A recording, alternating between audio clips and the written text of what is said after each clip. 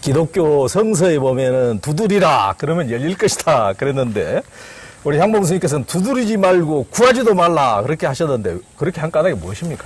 이게 이제 부처님 경전에 있는데 달마 스님 아시죠? 이 달마 스님 대표작이 한 2권 되는데 혈맹론이라는 게 있어요. 거기에 보면은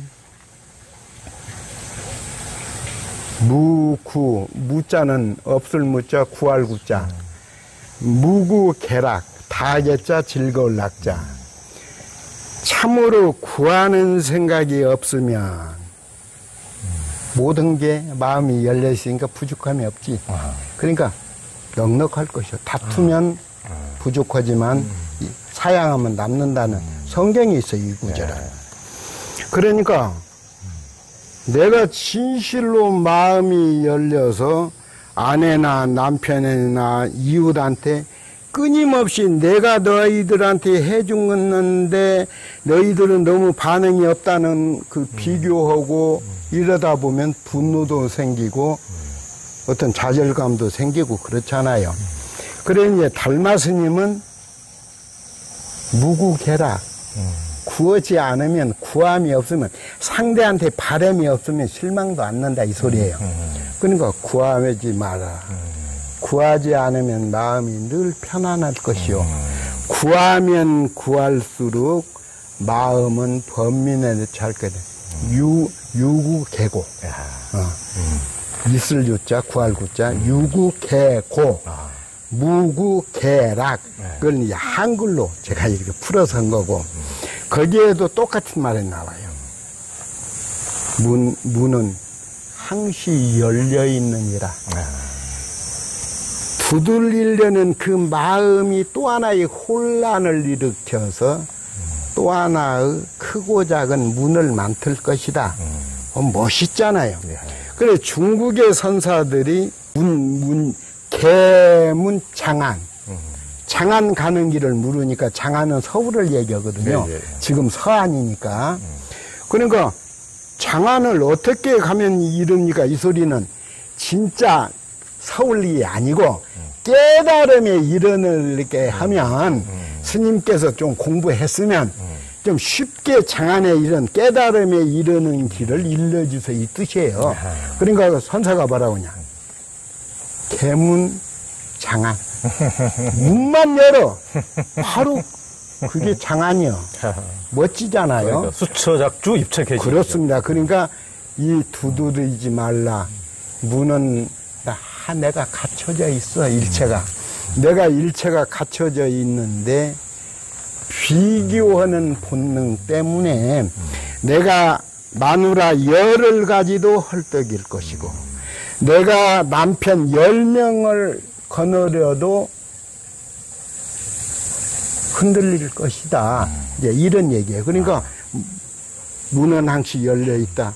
내가 다 갖춰져 있어. 근데 내가 갖춰져 있는 내 안의 마음의 보고는 헤아리지 못하면서 끊임없이 나무 밥에 콩이 큰 것처럼 보이면은 헐떡이게 되죠. 그런 뜻이에요.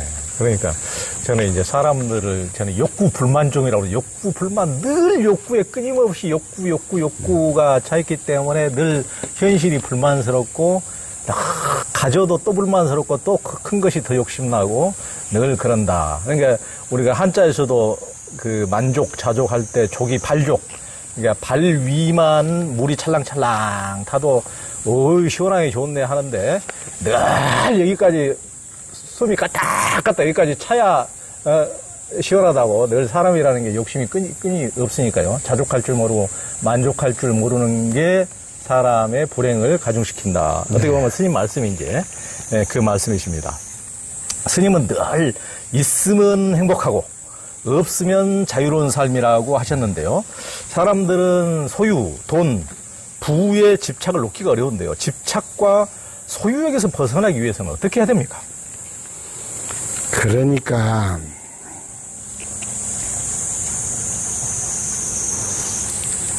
서두에 이 세상에서 같은 물질은 없다 했잖아요. 솔잎이 막 그 영국 교수가 그 자기 퇴임식 때 학생들한테 들려준 얘기가 나는 학문이 다양하고 어쩌고저쩌고 얘기를 하면서 나 좀 가느다란 진리 하나 깨쳤다. 내가 내일 퇴임 강의를 어떻게 할까 하고 정신 좀 맡겨오기 위해서 공원에 갔는데 그때가 가을철이라 바람이 부니까 막 솔잎이 떨어지더라. 그래서 이제 무심 중에 그 솔잎을 한 줌 집어서 보니까 벤치에 와서 보니까 같은 솔잎이 없어. 크기, 굵기, 색깔 다 틀리더라. 내가 이제 내일 모레 정년 퇴임 인사를 해야 하는데 이 세상에 같은 건 없구나. 그런데 내가 아내를 소유하려고 했고 학생들을 내 제자라는 그 동그라미 안에 가두려고 했고 또 사회적으로 내가 그래도 일생을 40년 동안 한 분야를 연구한 어떤 자존감의 그런 그 촌티도 내가 버리지 못했다. 세상은 각기 다 달라. 그러니까 생각을 좀 바꿔야겠더라. 그분 자서전에 그런 게 나와요. 그렇듯이 이 세상에서 같은 건 없어요. 그렇잖니? 그랬는데 그 부처님 가정경에 이런 얘기가 있어요. 내 마누라가 너무 실망스러워서 손찌검 한번 해야겠다. 좀 강한 말로 타일러야겠다. 근데 부처님 뭐라고 하느냐. 아내라고 생각하지 말고 내 여동생으로 생각해라. 그러면 내 여동생이 죽을 죄를 진 것도 아닌데 성격도 다를 수 있고 입맛도 다를 수 있고 근데 그런 사소한 것 가지고 나라는 걸로 위협적으로 손찌검 한번 해야겠다, 타일러야겠다고 생각을 하면 내 아내라고 할 때는 그럴 수 있지만 내 속가에 내 친여동생이라고 할 것 같으면 용서하고 받아들이겠는가? 그 옳은 말 아닙니까? 입장을 바꿔 생각하니까 내 여동생이 안쓰럽고 측은하고 오히려 그걸 타도는 여동생의 남편이 원망을 고쳐야 할 대상 아닌가요? 그러니까 내가 그 누구의 것이 될 수 없듯이 그 누구도 내 것이 되지 않는다는 것도 가정경에 박혀있는 부처님 말씀입니다. 그러니까 요즘 한문으로는 역지사지고 우리말로 하면은 입장 바꿔서 배려하면 평화에 이를 수 있죠. 그 다음에 다툼이 줄어들 수도 있죠. 또 각자 도생하는 게 아니라 협력할 수도 있죠. 그래서 뭐 백지장도 맞들면 낫다는 식으로 가정의 평화도 올 수가 있죠. 그러니까 각기 우리는 뭐 너는 타인이라고 보는 것 자체가 좀 문제가 있지 않느냐는 생각할 수 있지만은 철저하게 타인이에요. 철저하게. 왜 그러냐면은 10분만 정신 분석학자가 남편의 뇌파를 점검하고 아내의 뇌파를 점검하면 이 흐름이 10년, 20년을 한 입을 덮은 부부라 하더라도 놀랄 만큼 이 뇌파 흐름이 달라져요. 그러니까 남편은 이 생각하고 있을 때 아내가 이 생각이 않는 거예요. 아내가 독립체인데. 그러니까 같은 부부라 하더라도 요즘 텔레비에 그거 나오대. 부부 놓고 동상이몽. 짜장면 좋아하는 거 하면 하나는 짜장, 하나는 뭐 짬뽕 이런 식으로 그렇듯이 분석학자들이 그 가정경이 있지만 10분을 같은 생각 안 한다는 거예요. 각기 달라요. 추구하는 색깔이나 삶의 무게가. 그러니까 타인을 자기가 소유하려고 그러고 자기 마음대로 하려고 그러면은 타인은 지옥이 되지만은 이제 공감을 해주고 경청해주고 배려해주고 입장 바꿔 생각하고 존중해주면은 타인은 극락이 된다. 이제 그런 말씀으로 들을 수가 있습니다. 이게 이제 이 산골 노승의 푸른 목소리에서 가장 그 쫌팽이와 머저리 얘기가 나오는데 어떤 사람이 가장 쫌팽이고 머저리입니까? 어떤 스님 유튜브가 예. 65만 부 나갔어요. 그것도 이제 그래서 끈기 있게 봤어요. 예. 그분 걸 이름은 하도 유명한 분이니까 안 밝히는데 죽을 때까지 목에 칼이 들어도 몇 가지는 지키라고 그래. 그게 뭐냐면 과거 얘기. 그러니까 뭐 대학 다니고 싱글이었을 때 이야기 남편한테 아내한테 하지 마라. 그게 일시적으로는 이야기거리 즐거움으로 흐를 수 있지만은 그것은 평생의 비수가 되어서 내 몸 어느 곳에 박힐지 모른다. 두 번째는 결혼은 이후에도 지킬 비밀은 끝까지 지켜라. 왜 그러냐면은 나 다 풀어놓게 너도 풀어놔. 이 덫에 걸리지 마라. 왜 그러냐면 나 다 풀어놓게 너도 풀어놓을 때는 하나가 됐을 때 얘기고 이 부부뿐이 아니고 도반이니 무엇은 친구니 다 명분과 이익을 위해서는 돌아설 수 있다. 그때는 막걸리 한 잔으로 속 풀어놓자고 해도 비수가 된다. 또 뭐 다 5개 다 기억 못하겠네. 또 늙어 죽는 날까지 아무리 입안에 혀처럼 자녀들이 효도를 해도 죽는 날까지 재산 넘기지 마라. 왜 그러냐면은 그분 멋지던데요. 아무리 건강한 사람도 85세를 여자든 남자든 지나고 보면 결정권이 아버지 어머니한테 있는 게 아니고 아이들 목으로 흘러간다. 그때는 재산 분배하고 보면 나중에는 최후를 양로에서 맞이해야 된다. 뭐 이런 게 있어요. 그분이 보면은. 그러니까 이 불교에서도 기본적으로 뭐 여러 가지 열 때는 열고 닫을 때는 닫으라고 해서 이걸 개차법 그래요. 개차법. 개차법이 상당히 중요해요. 그러니까 세상은 독야청청처럼 대나무의 올고줌처럼 선비의 어떤 기상처럼 이렇게 사는 척 한다 하더라도 어둠 속에서는 흔들리는 거죠. 그런데 제일 문제가 되는 것이 지나간 일에 대해서 꼼꼼히 챙기면서 심심풀이로 마치 소나 짐승들이 되새김질 하듯이 나는 심심풀이지만 상대한테는 대단한 약점이 될 수도 있고 소설화칠 수도 있어요.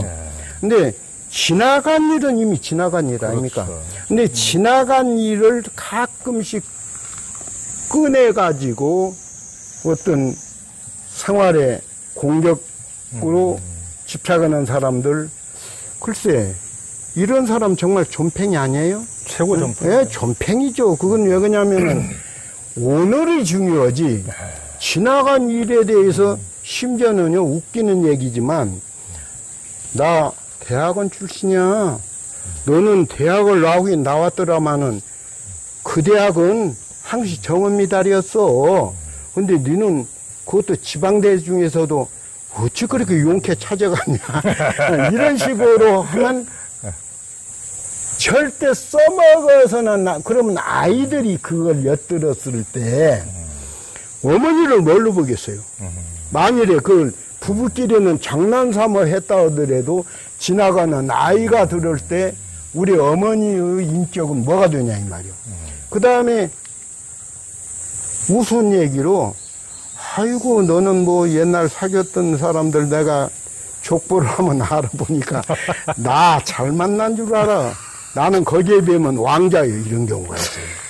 이게 지나간 일을 들추는 사람은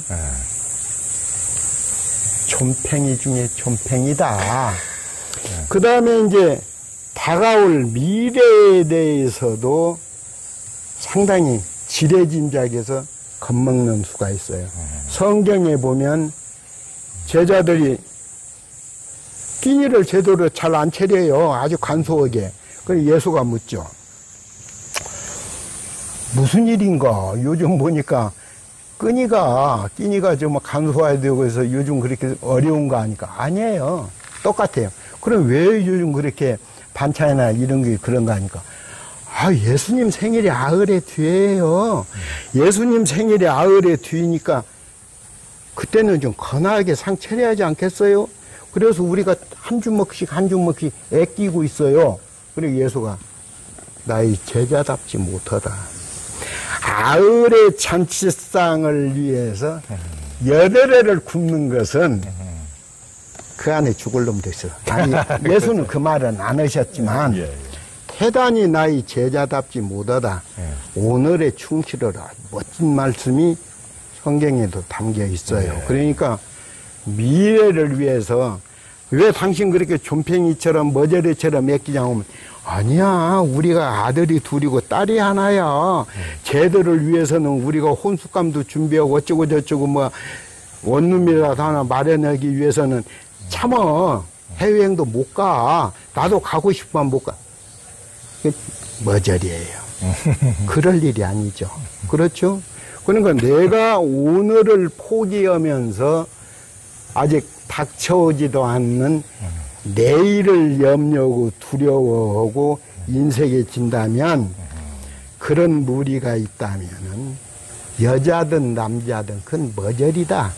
그런 식으로 한번 책에 언급한 게 있어요. 예, 아주 재밌습니다. 이 책에 뭐 재밌는 게 한두 가지가 아니지만 아주 재밌고 스님 말씀이 정말 참 세속에서도 너무나 참 현실적이고 꼭 초등학교 동창들도 예를 들면은 무슨 어렸을 때 뭐 동네에서 무슨 이제 어린 애들이니까 호기심으로 뭐 연필 하나 훔칠 수도 있고 뭐 하나 잘못도 할 수도 있고 다 실수할 수도 있는 건데 다 그거 하나만 가지고 50년 내내 울겨 먹고 그 하는 친구도 있거든요. 그러니까 제일 쫌팽이들이죠. 네. 그런 사람이라는 게 그런 거 가지고 다 무상하는 것이고 지나가 버린 것이고 나중에는 그 사람이 더 개과천선되고 지보다 더 100배는 더 훌륭한 삶을 살 수도 있는 것이고. 그렇죠. 그런데 뭐 한두 가지 실수 가지고 만날 때마다 50년 동안 똑같은 얘기를 하면 그 또 남의 약점 한두 가지 어렸을 때 뭐 잡고 그것을 50년, 60년 내내 얘기한다는 그런 인간들이 가장 쫌팽이들이죠. 참 너무 시적절한 말씀이십니다. 그 스님께서 이제 지난번 대담에서 윤회가 없다고 해가지고 상당한 사람들이 혼란스럽다 하기도 하고 부처님 말씀을 부정하는 것이냐 하고 반발하기도 했는데요. 이번에 이제 산골 노승의 푸른 목소리에서 아주 잘 정리를 해주셨어요. 스님께서 윤회가 없다고 한 이제 이유는 무엇입니까? 첫째는 윤회가 우리 한국 사회에서 불교와 전혀 연관이 없는데도 어느 사찰에나 가보면 산신각이 있어요. 근데 이제 산신각 위치를 한번 유념해 생각해 보세요. 산신각은 항시 법당보다 한 계단 위에 짓습니다. 그건 왜 그러느냐. 산신신앙이 불교신앙이 아니고 우리나라 민속신앙이기 때문에 존중해 주라. 그러면 유생들하고 다툼이 일어나요. 다툼이 일어나면 신앙 문제로 쉽게 얘기해서 좋지 않는 일이 벌어질 수도 있어요. 그런데 법당보다 위에다가 산신각이나 칠성각을 모시면 싸울 일은 없잖아요. 존중해 줬기 때문에 그 뜻이 있습니다. 어우, 그런 깊은 뜻이. 그렇듯이 불교가 부처님이 살아생전에 경전이 안 만들어졌잖아요. 그러면 40년이라는 세월이 지난 후에서 제자들이 아니야, 부처님 가르침을 지금은 늦었더라도 우리가 좀 귀동량을 해서라도 모아보자. 이게 이제 결집 아닙니까? 네. 그러면 부처님 당시의 인도인들의 평균 수명이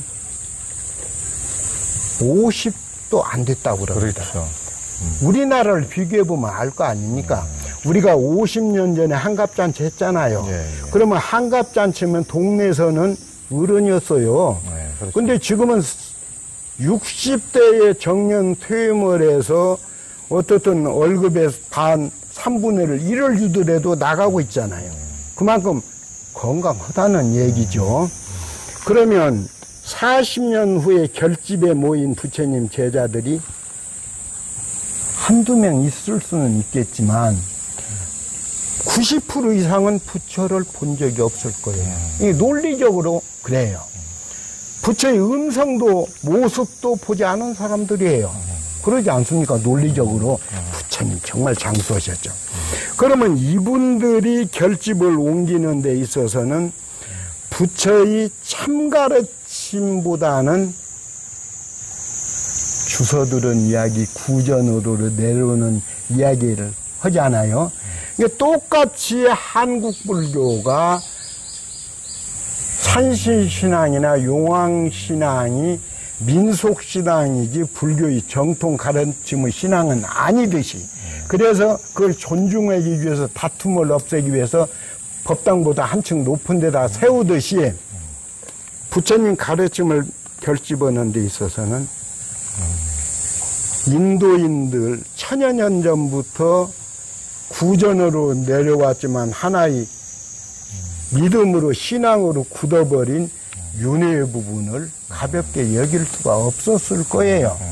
그러니까 이 윤회 사상은 부처가 살아생전에도, 부처님이 살아생전에도 800년에서 700년 전에 리그베다라든지 바라문교의 경전에 처음에 뭐 조상의 나라가 있을 것이다, 또 조상의 나라에까지 이르는 귀신이 있을 것이다, 그 다음에 마지막 귀신이 떠나면서 좀 배라도 채워서 보내자는 음식 핀다라든지 뭐 이런 게 있잖아요. 기록에 명쾌하게 이런 기록이 잘 되어 있어요. 심지어는 조상들이 아니야, 저놈은 우리 이씨 집안이지만 저 불량한 놈이야, 예를 들어서 바람도 피고 화투도 친 놈이고, 예를 들어서 술 주정뱅이야, 폭력배야, 그러니까 우리 이씨 가문에서 죄를 받아들이면은 피드리카가 조상의 나라라는 뜻인데 거부해. 그래서 문을 안 열어줘요. 그래서 그 아이가 가는 곳은 뭐냐면은 축생의 땅이에요. 이렇게 해서 조상의 나라 피드리카, 또 조상의 나라에 가기 위한 영혼은 피드리, 또 마지막 피드리가 배불리 먹고 가는 떡의 이름이 핀다, 또 핀다를 마련하기 위해서는 찹쌀을 추수해서 나다를 골라내서 떡을 찌고 꿀을 구한 사람들을 사핀다, 사핀다끼리는 결혼도 않고 그러는데요. 이런 것이 수십 가지를 증거를 대면서 불교와 윤회는 별개다. 마치 절에다가 산신각을 모시고 용왕을 모셨으면, 그러면 용왕이나 산신도 불교 수천 년 동안 했으니까 불교가 아니냐? 아니잖아요. 확실하게 산신은 한국의 민속신앙이고 용왕도 민속신앙이에요. 해변에서 비롯된.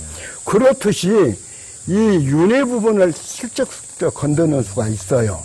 석가모니가 전생에 예를 들어서 뭐 도솔촌에 호명이라고 했다든지, 그 다음에 미래불인 용화세계에 출연할 미륵불이 현재는 뭐 도솔천에서 미륵보살로서 수행을 하고 있다든지, 이건요, 그런 식으로 믿으면 안 됩니다. 왜 그러느냐면은 어떤 스님이 이런 얘기하대요. 도법스님이랑 저랑 있을 때 얘기인데, 아우, 향봉스님은 그분 박사예요. 어느 분야에. 그런데 향봉스님은 매사를 부정적으로 좀 받는데, 그렇다면은 경전에 나와 있는 그 신비스러운 여러 가지 얘기를 어떻게 해석할 거냐. 그래 내가 그분한테 묻기를, 그럼 내가 하나만 물어보자.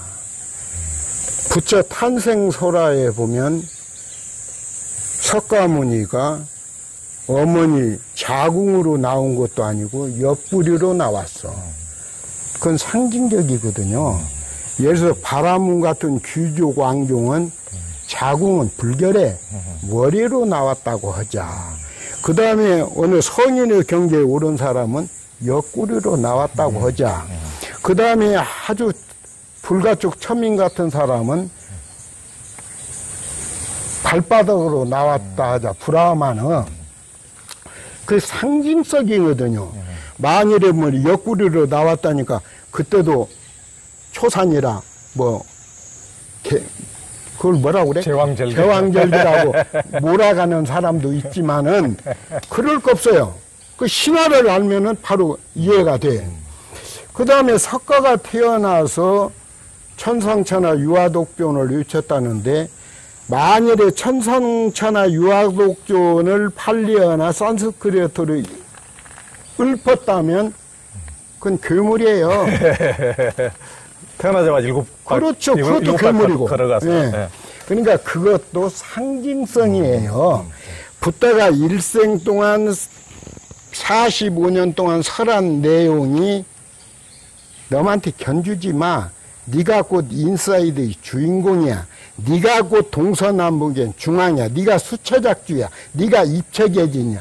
이걸 일깨워주는데 너만 그런 게 아니야. 너와 더불어 사는 모든 사람이 천상천하 유화독존이야. 그러면 다툴 일도 없고 견줄 일도 없잖아요. 그러니까 이것이 불교에서 윤회사상을 글쎄 참 부끄럽게 여겨야 하는데, 부처님이 처음 제자들이 생기니까 우리도 이제 전도하러 가자, 포교하러 가자, 이게 이제 부처님 제자들하고 그 경전에 담겨 있는 내용인데, 혼자 한 길을 갈지언정 둘이나 셋이 짝지어 가지 말라. 한 사람이라도 넓은 지역으로 가기 위해서.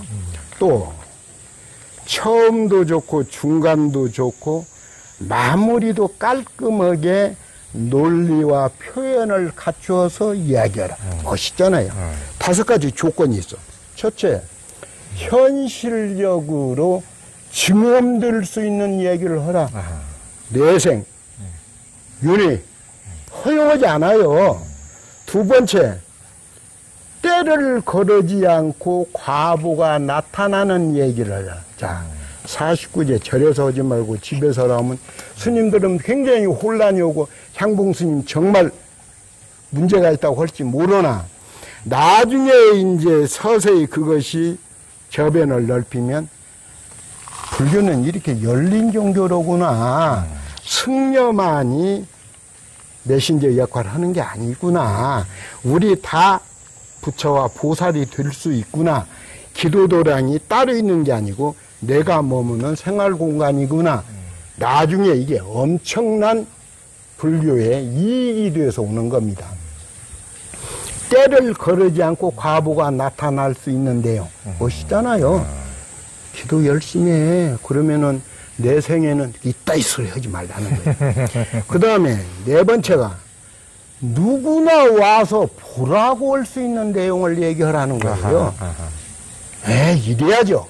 그러니까 누구나 와서 보라고 할 수 있는 내용을, 내 주먹에 뭐가 들어있게 이따위 짓 하지 말라는 거예요. 쥔 주먹도 펴서 보이라.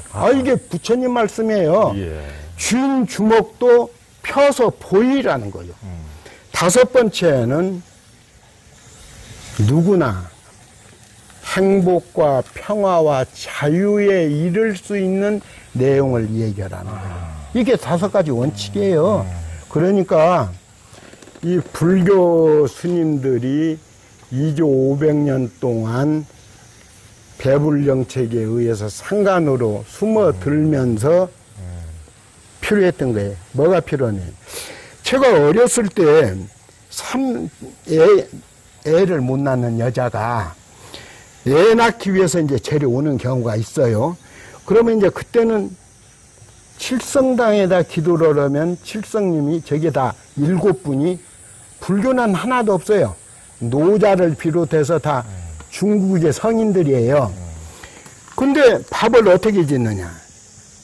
이렇게 큰 불기에다가 7불기를 밥을 하려면 상당한 쌀을 필요로 하고 7불기를 갖다가 올리다 보면 우리는 찬밥 먹어야 해요.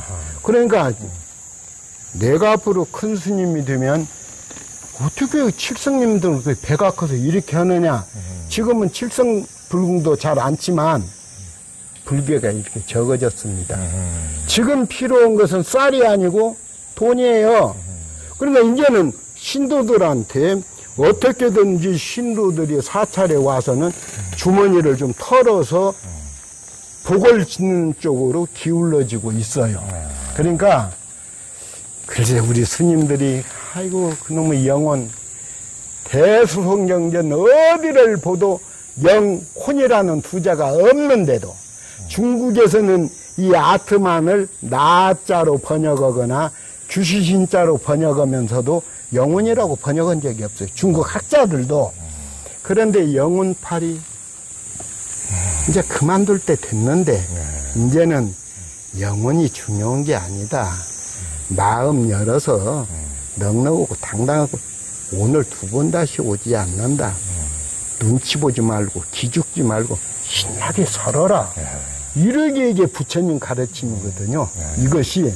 그런데 이 영혼팔이를 끊임없이 하는 부분도 한국 불교가 천지개벽하듯이 바뀌어지지 않으면 몇십 년 후에는 불교 신도가 어느 종교한테 뒤밀릴 수밖에 없어요. 야, 정말, 예, 정말 하늘을 울리고 땅을 울리는 말씀입니다.